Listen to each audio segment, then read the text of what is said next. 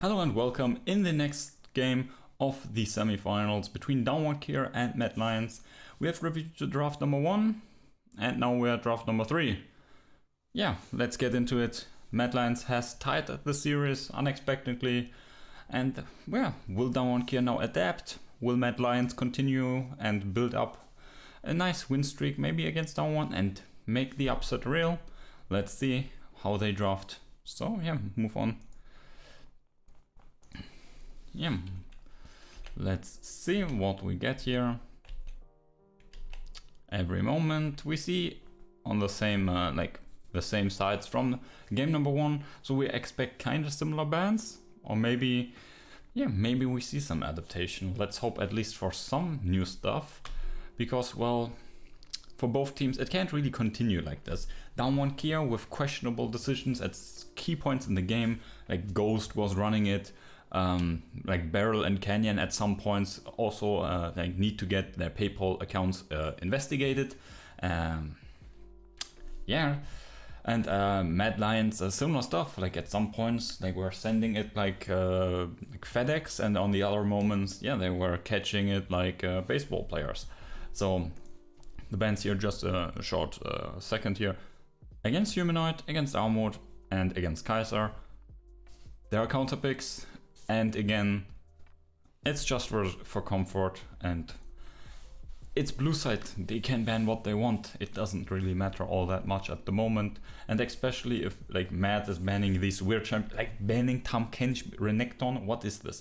Like Morgana, like it can be annoying to deal with if you have not practiced it enough. And if you're not really accustomed to it, then ban it out. It's okay. It's one of the strongest picks in the patch, so that ban makes sense on the right side. But like if they ban this stuff, like fuck it, like ban whatever you want, even if it's not super optimal. But that's blue side advantage. Yes, you can ban what you want. And we see another Varus here coming through on blue side. Varus obviously on the red side way stronger than on blue side, and it has been banned quite often in the last series. And also at some stages in the Rumble stage again and again. So it seemingly is a high priority pick, and goes to surely, he hits some nice arrows here and there, chunking out people, killing people and so on. But I didn't really I'm not really of the type of guy that says that he's OP. He certainly does lack a few things, and with Thresh being banned and Tam Kench being banned, his mobility now can be fully abused. So let's see how this is going. This is going to go with the Leona being locked in and the Udyr. So they're going right into him. They have the armor against lethality, and they have the mobility and engage against his immobility.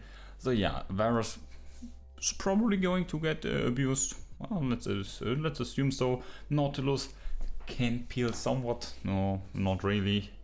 He can use a CC on the engage, but that's wasting the entire champion and what he's supposed to do.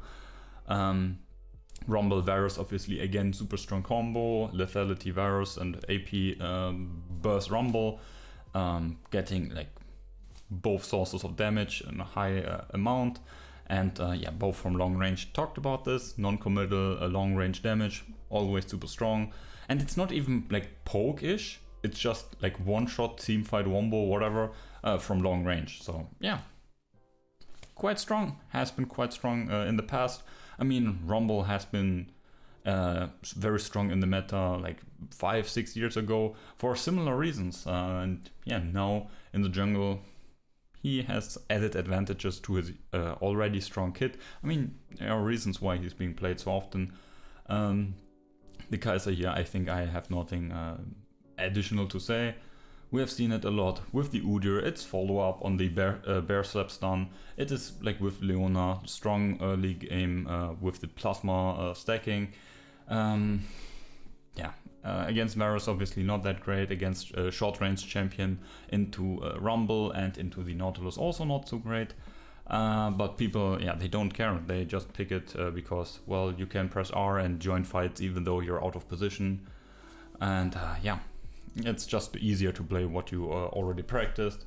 I mean, obviously, now in a semi-final, it's a bit too late for like random Ezreal, random Caitlyn or whatever.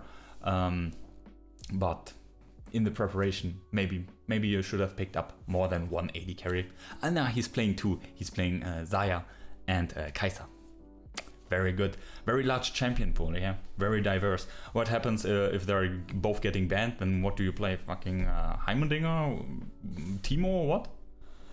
The bans, obviously target bans against ShowMaker and Khan. The Sion, yeah, would be a decent frontliner that could be added here as a form of protection, and also another annoyance for Kai'Sa, obviously. And Zoe would fit in right here with the long range burst and yeah, all of that good stuff. Silas here against Humanoid, he has some very strong ults to steal, and his performance in the game number 2 here was decent enough. And they probably feel that they don't need to ban out much. I mean, like top lane and mid lane, there are a good amount of champions that can be picked here in this spot. And the Twisted Fate here, yeah, not really super special of a pick, but with the Leona and kind of the Udyr, they have some pick potential. And again, as I mentioned, there's little protection here for someone like the Varus. So yeah, in these cases, the pick potential could be fairly goodly utilized here, and then like create variants. So this is something of a similar nature than like the Nocturne, and yeah, we have talked about that. Nocturne Ultimate, just an easy way to create chaos, which the worst team can make use of. In this case, the pick potential and the cheating with the additional teleport. It's just something that is a neat advantage the worst team can use to make cheesy plays. Getting here the Orianna. I don't really like that Orianna is getting outranged by these champions, and that's certainly Orianna's weakness. Orianna is really bad against super hard engage and longer range than her. Against everything in the middle, super good, but against this here, against these two, not so good. Nautilus, yeah, kinda, but Nautilus is also a bit strong in this engage. So yeah, that's also uncomfortable for her. Now would be good. The question is, what else could Mad Lions here have elected for the mid lane? It's hard. Like, Victor is not the answer. Okay, Down 1K is now drafting for the Orianna, so picking champions that she likes. That's not really how this should be done. But I mean, it's blue side now. So yeah, he does have that advantage. No. Okay, Jayce and Varus, both lethality poke with the Gnar. We have a lot of AD damage. So the only advantage this has is for Rumble and the Nautilus, because Mercury Treads won't come in most likely. But Jayce in mid lane is not something we have seen a lot. There are some issues here. As he's fairly vulnerable. Yes, shorter lane and so on. Yeah, but he can't really make use of his core strengths, right? His range advantage and 6 abilities in laning phase that can only be fairly utilized against melee champions, like most of the time and most reliably. So here against an Orianna, that's not really the case. He can farm up safely and won't be bullied too hard, obviously. But still, I mean, come level 6, Udyr comes around, they match flashes, and then the next time he comes, Orianna ult, and that's it. So yeah, it's not super safe in the mid lane either. And then here Mad Lions rounds it up with the Wukong for Armut again. So yeah, they continue here with this like fairly forward engage comp here, with the Kai'Sa and Wukong going forward and trying to assassinate the backline, having some initiation from the Udyr and the Leona, and then having the Shockwave as a threat in the backhand. to really mess down Kia up should they cluster in one spot. Down Kia obviously besides the Gnar a bit, focusing here with the jungle, mid and AD carry for the long range poke and engage, heavy AD damage here from long range, and then the equalizer follow up, for example. And again, the Gnar will do a lot of damage, as Mad Lions will get mostly armor against the lethality users.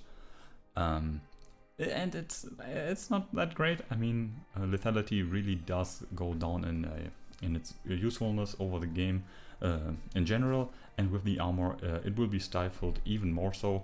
So yeah, Down Care a bit on the clock with their champions here, but overall again I like what they have here, but it is fairly hard to play because of the situational frontline in Gnar and Nautilus not being super tanky later on.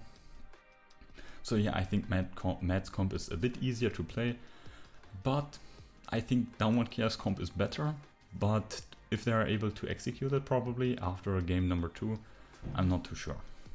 So yeah, we have to evaluate that as we see it. So yeah, coming here to the end screen, yeah, what shall I say?